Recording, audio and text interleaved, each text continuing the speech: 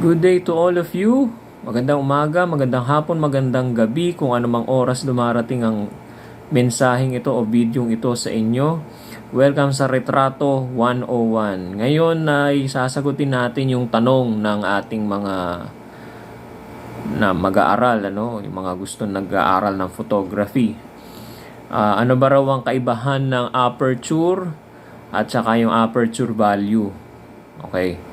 Una-una yung aperture, kung dediretsahin natin yan yung butas ng lens. Kung titingnan nyo ang definition ng aperture sa dictionary, sasabihin sa inyo ni Merriam-Webster, hole, butas. So kung ilalagay natin sa photography, hole of the lens or lens opening. Okay? Butas ng lens.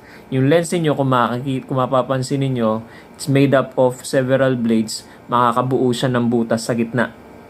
Okay? Now, ang tanong susunod doon, paano nyo ba dinidescribe ang butas?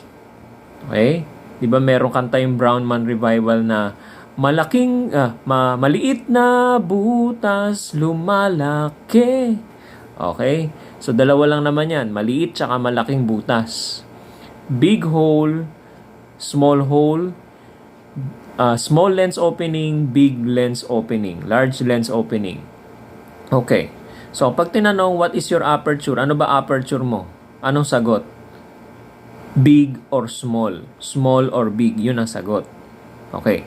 Ngayon, paano ko naman malalaman kung big or small yung butas ng lens or yung lens opening?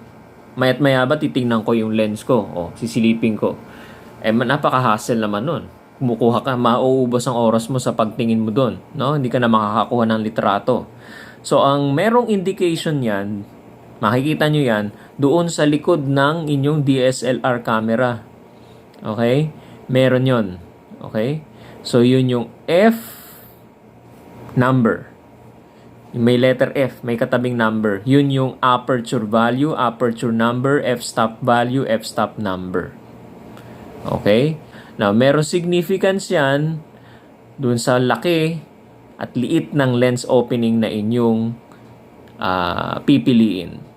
Sa mga susunod natin mga videos, yan ang ating susunod na pag-aaralan at sasagutin. Thank you very much.